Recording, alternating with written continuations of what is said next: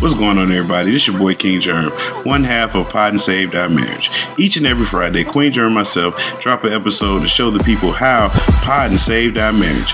Now, we're not like most married couples. Most of the time we disagree, but that's the beauty of the show. So, when you get through listening to Sparrows on the Review, come give us a listen. Each and every Friday on any DSP, go look for Pod and Saved Our Marriage. When I watch Amazon stuff... Listen, you're not even going to start this one. I am.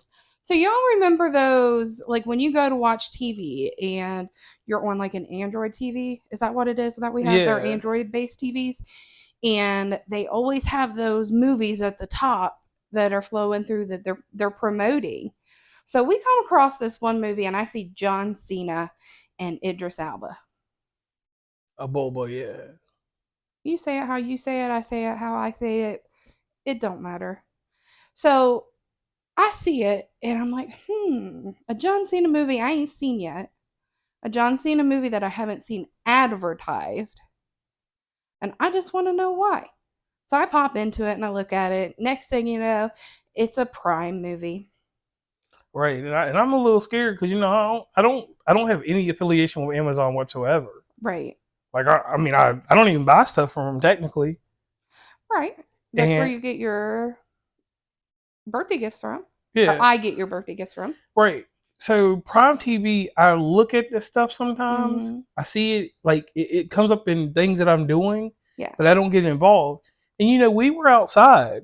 Mm-hmm. And you're like, oh, that's Prime. We don't pay for that. I said, bet. And I have an Amazon Prime subscription, so I get free delivery. That's not an advertisement, but that's the reason why I have it, is so I can get free delivery. And had I known this, I would have been watching the cartoons on there, because there's some gangster cartoons I want to watch, like a superhero joint. Okay. And like, you know, I'm not skeptical of them because they bought MGM Studios. Okay. So I knew bona fide for a second that they made another quality movie we watched, but I can't think of the name of it right now. Right. Well, I went in with the thought of, okay, this is a Prime movie, so it's going to give me the similarities of like a Netflix original movie or a Hulu original movie. I don't have any information in front of me to give any details about the movie, like behind the scene type thingies. So to me, I was under the assumption of this is not a theatrically release type movie. This is for straight to home type movie. Right. And I'm just like, okay, so I know it's probably not going to be a high budget movie. So things are going to be a little bit, I don't know how to say this without sounding rude.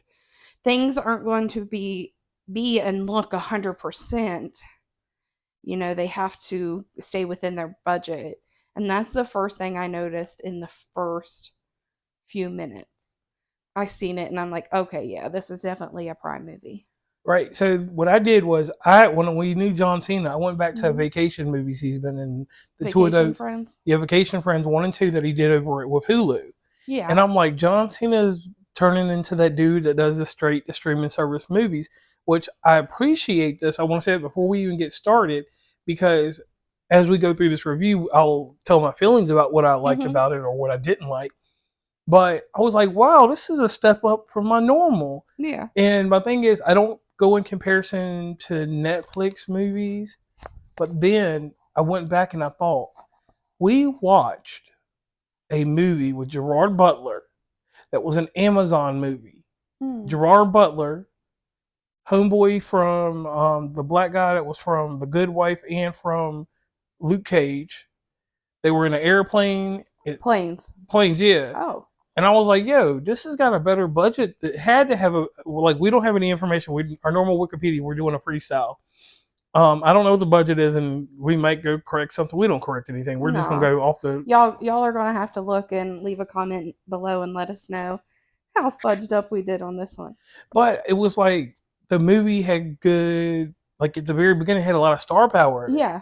And I was like, they're spending money on these actresses and this actor, mainly Idris Elba, because he is famous and everybody knows I know him from Luther. That's my show. We do need to watch it one day. Okay. At least one episode so you'll understand. Yeah. And, you know, he's basically the guy that should have been James Bond a long time ago. Okay. Then you have John Cena. John Cena has a weird niche because he's doing movies on every streaming service. Mm-hmm. He's Right. got I feel like, and this probably isn't what it is, but I feel like John Cena is going hard and heavy in everything right now, so that way he can maybe retire. Like, that's the feeling I'm getting, kind of. right. Because just switching to the wrestling world, we know that he's on a plane to retire now. Mm-hmm. And then the other thing was he was doing either Honda or Toyota commercials as a voiceover. Well, there's another guy out there that sounds like him, and it's not him. Okay. Because I remember one day I'm like, oh snap, John Cena's doing this commercial. And then I got an extended version, because you know how they have different versions out there. Yeah. And I heard a little bit more of the voice. I'm like, oh, okay, that's not him. Right, but I mean, we've seen a lot of Right, him, and right. with his presence coming back for his final tour of wrestling, and like he had to film this movie prior, Right. so he's doing stuff like that. And then in August, he has his television show coming back on called Peacemaker Season 2. Yeah. So he's on Max, Hulu, Amazon. And I mean, no offense, if you're doing them, you can just stay away from Netflix. You don't even have to take. I mean, he might even have one on Netflix. He might have a Netflix joint out there. You know, The Rock's over there, so right. We don't get on Netflix very often. Right, and to me, like, we don't have to go into the story of this movie. When I seen the first lady that was in this movie, I'm like, yo, that's my lady that used to have a show on ABC that married Nick Jonas, or one of the Jonas brothers. She married one of the Jonas brothers. Nick is the younger one out of the three. The one that had the good solo career. He had that one song. I mean, it probably is him. Yeah. Well, the lady. Yeah, because Joe married Sophie Turner, right? Yeah. Yeah, so I think it was Nick then. I don't know. And the other brother that sings but don't play instruments, we don't know what he does. When I seen him at the Tiny Desktop thing. Well, there's Kevin, Joe, and Nick are the oldest three. Yeah. And then it goes in that order. Kevin, Joe, and Nick. And then Kevin did his whole family thing first. And then Joe and Nick were doing solo stuff. Right. But Nick's the one that took off. Because he had that one song. Nick took off, better known to us. Right. Joe might be doing... it's just a matter of opinion. Yeah. Yeah. Well, shout out to them. But either way, I cannot pronounce the girl's name. You know her name. If you had your information, you would know it. And I'm sorry, guys, that this is kind of like this. We're just sitting here. Is her first name Priyanka? Yeah, Priyanka. Yes. That is her name. Priyanka. And she had a real... Or something like that. Yeah. It starts with a C, maybe. And she had a real big show on ABC. Don't remember the name of it. She was like part of the CIA. I didn't watch it. Yeah, but it was popular, and then it just went off. And we ain't heard from her since. Okay. Well, I'm not afraid to talk about that first scene that I saw. So when we first saw it,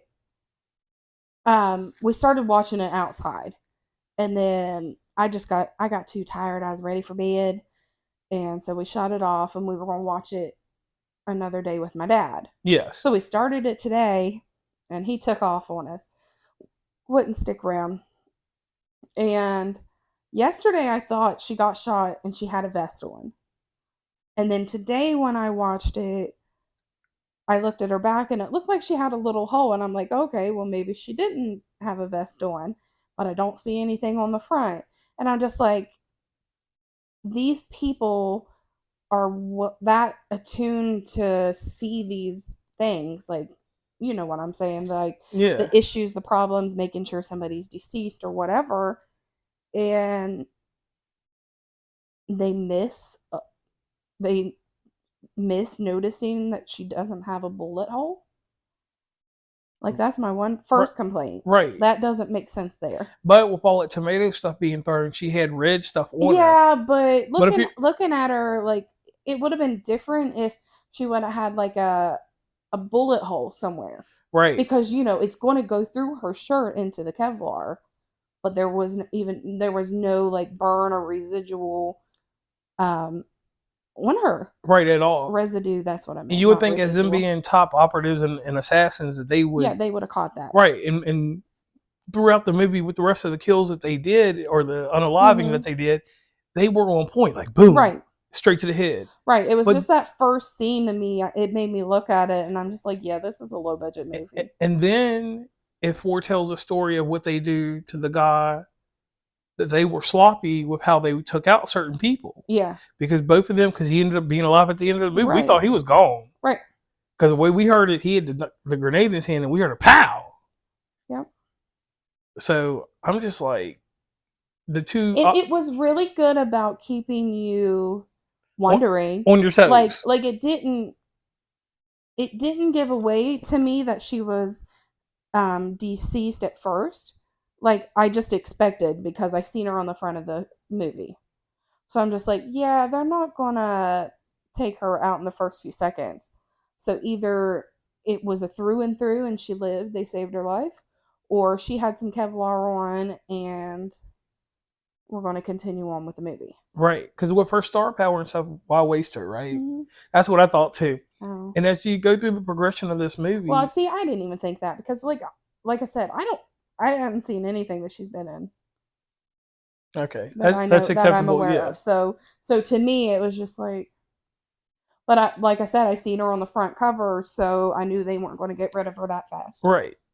And as the movie plays out, you hear about a feud between John Cena and Idris Elba. So John Cena was the president of the United States, and also a movie star. So he was famous, and then became president.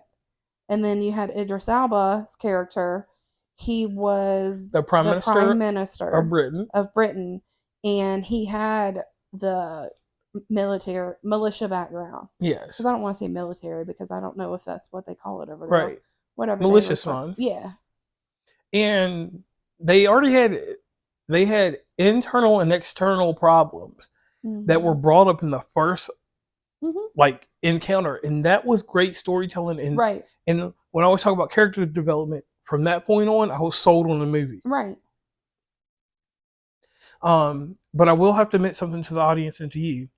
This was the first movie, because when I watch movies, I don't normally touch my phone. Yes, you do. That's a lie, and I'm going to call you out on it right now. There has never been a time in the last 2 years that we have sat down to watch a movie that you haven't picked up that damn phone. You are stuck on that thing like glue. I can't even get you to spend the night in a house somewhere with no internet service because you are so attached to that phone. So try again, sir. Well, I felt like I spent a little bit more time on my phone during this movie. Because like I would watch sequences, and as the movie was playing out, in the middle of this movie, it was really drawn. Their conflict, they were building a good conflict, but when it came time, like that rising action to get to the conflict, like I didn't care too much for the fact about the vice president deal because it really was jumbled up and fast. What do you mean? Like I'm saying, it wasn't like they set up. That's what happens whenever your president dies. Automatically your vice president is sworn in, and they swore her in and she jumped into action because he was gone. But what I'm saying is like the guy that they had set up for it, I was just getting into his story heavy, and then they just switch it up real quick, a quick switcher. Oh, well, I mean, it did what it needed to, in my opinion. And all of the fighting scenes and everything else and the explosions, I really appreciated that because we all know that everybody has to take after Michael Bay and make crazy explosives. But this one, and some of the weapons that were used, like rocket launchers, grenade launchers, these people weren't just shooting with guns. Right. And the two operatives, the female and male, to see the way the female unalived her own self was crazy because she was out there whipping it with the grenade launcher.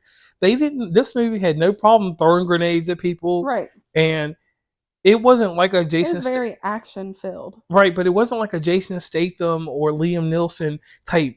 I'm just gonna kill you, or John Wick type action. People got killed, but it was like some moving around and doing some things. And I'm not saying killing never makes sense. I'm just saying that the sequence of events made sense, right? And even the points that they were trying to make in the movie made sense. The crashing and everything, and then. My cinematography and my great cinema moment in this movie is when they have the issue in the rocket launcher from the plane that's supposed to take out Idris. The storyline they do for him very quick. His story is told in less than 30 seconds. Well, that if you didn't notice, that's how it was in the movie, right? And I think that it added the comedy to it. Right. Because it's like, oh, well, a long story or whatever. And it just throws a real quick thingy for us to catch on to. And it's like they never explain the stories to each other. Right. So it's just like, okay. Right. And I like that. And I enjoyed that. It was funny. My most oh my gosh moment, I think, was the dude with the stairs. Yeah, when his neck hit the steps, it was so painful I hollered. Yep. I was like, oh. Yep. And that's when my dad came back in, and my mom and dad both had to have neck surgery. My mom had 4 different spots done. My dad had 3 done. So I looked straight over them, and I'm just like, oh, is their neck not hurting or something? Like, God. And they didn't cringe or anything. Nope. I thought they would have been like, ah. Yeah. They probably thought that would have fixed their neck. Yeah. But overall, for this movie, I will say it was fairly enjoyable.